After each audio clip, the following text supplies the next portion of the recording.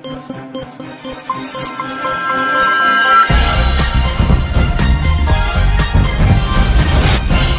देख रहे हैं A9 न्यूज़, पल पल की खबर। मां पीताम्बरा बगलामुखी देवी महायज्ञ एवं श्री भक्तमाल कथा में प्रातःकालीन सत्र में श्री महाकाल महामृत्युंजय यज्ञ हुआ। अनुष्ठान श्री परिवार पीठाधीश्वर प कृष्णा स्वामी जी के निर्देशन में आचार्य कामेश्वर मिश्र ने कराया। संध्या कालीन सत्र में श्री धाम मथुरा से पधारे पंडित नंद किशोर पांडेय जी महाराज ने कहा कि कर्मा बाई को मारवाड़ की मीरा भी कहा जाता है। जब जब भगवान कृष्ण का उल्लेख आता है, कर्मा का नाम भी आ ही जाता है। वे भगवान की महान भक्त थीं और कृष्ण ने उन्हें साक्षात दर्शन दिए थे। राजस्थान के नागौर जिले की मकराना तहसील में एक गांव है कालवा। इस गांव में जीवनराम डूडी के घर 1615 में एक बेटी का जन्म हुआ। भगवान की बहुत मन्नतें मांगने के बाद इसका जन्म हुआ था। नाम रखा कर्मा। कर्मा के चेहरे पर एक अनोखी आभा थी। बचपन से ही उसमें भक्तिभाव के संस्कार थे। जीवनराम स्वयं भी धार्मिक पुरुष थे और वे अपनी बेटी से बहुत स्नेह रखते थे। इसी माहौल में कर्मा 13 साल की हो गई। एक बार जीवनराम को कार्तिक पूर्णिमा स्नान के लिए पुष्कर जाना था। उनकी पत्नी भी उनके साथ जा रही थी। वे कर्मा को भी साथ ले जाना चाहते थे, लेकिन एक समस्या आ गई। उनकी अनुपस्थिति में भगवान को भोग कौन लगाता। इसलिए उन्होंने कर्मा को ये जिम्मेदारी सौंपी और बोले, बेटी, हम दोनों पुष्कर स्नान के लिए जा रहे हैं। तुम सुबह भगवान को भोग लगाना और उसके बाद ही भोजन करना। कर्मा ने ये जिम्मेदारी सहर्ष स्वीकार कर ली। इधर माँ पिता तीर्थ यात्रा के लिए रवाना हुए, उधर घर पर कर्मा ने सुबह स्नान आदि कर बाजरे का खिचड़ा बनाया। उसमें खूब घी डाला और पूजा के लिए भगवान की मूर्ति के पास आ गई। थाली सामने रखी और हाथ जोड़कर बोली, हे प्रभु, भूख लगे तब भोग लगा लेना, तब तक मैं घर के और काम कर लेती हूँ। इसके बाद वह काम में जुट गई। बीच बीच में वह थाली देखने आती, लेकिन भगवान ने खिचड़ा नहीं खाया। थाली वैसे ही रखी हुई थी जैसी कर्मा कुछ देर पहले छोड़कर गई थी। काफी देर होने के बाद भी जब भगवान ने भोग नहीं लगाया तो उसे चिंता हुई। क्या खिचड़े में घी की कमी रह गई या थोड़ा और मीठा होना चाहिए था। उसने और गुड़ व घी मिलाया और वहीं बैठ गई, लेकिन भगवान ने फिर भी नहीं खाया। तब उसने कहा, हे प्रभु, आप भोग लगा लीजिए। माँ बापू पुष्कर नहाने गए हैं। आपको जिमाने की जिम्मेदारी मुझे दी गई है, इसलिए आपके भोग लगाने के बाद ही मैं खाना खाऊंगी। लेकिन भगवान फिर भी नहीं आए। फिर कर्मा उनसे शिकायत करने लगी। वह बोली, माँ बापू जब जिमाते हैं तो भोग लगा लेते हो और आज इतनी देर कर दी। खुद भी भूखे बैठे हो और मुझे भूख ही रखोगे। लेकिन भगवान फिर भी नहीं आए और कर्मा का खिचड़ा वहीं रखा हुआ था। कर्मा ने और इंतजार किया। फिर बोली, तुम्हें मेरे हाथ से ही खिचड़ा खाना होगा। माँ बापू को आने में कई दिन लग जाएंगे। तुम जिम लो, वरना मैं भी भूखी ही रह जाऊंगी। कर्मा का खिचड़ा खाने आए कन्हैया। दोपहर बीत गई, शाम होने लगी थी, लेकिन कर्मा ने कुछ भी नहीं खाया। आखिरकार कृष्ण को आना ही पड़ा और बोले, कर्मा, तुमने पर्दा तो नहीं किया, ऐसे भोग कैसे लगाऊं। ये सुनकर कर्मा ने अपनी ओढ़नी की ओट की और उसी की छाया में कृष्ण ने खिचड़े का भोग लगाया।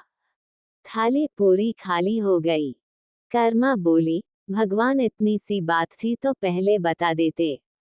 खुद भी भूखे रहे और मुझे भी भूख ही रखा। इसके बाद कर्मा ने खिचड़ा खाया। अब तो रोज कर्मा खिचड़ा बनाती है और कृष्ण उसका भोग लगाने आते। जब तक कर्मा के माँ पिता तीर्थ यात्रा पर रहे, रोज ये सिलसिला चलता रहा। कुछ दिनों बाद दोनों पुष्कर से घर लौटे। देखा, जाते समय तो मटका पूरा गुड़ से भरा था। अब खाली कैसे? उन्होंने कर्मा को बुलाया और पूछा, बेटी, गुड़ कहाँ है? कर्मा ने बताया कि रोज भगवान कृष्ण उसके पास आते और खीचड़े का भोग लगाते। कहीं मिठास कम न हो जाए, इसलिए खीचड़े में गुड़ कुछ ज्यादा डाल दिया।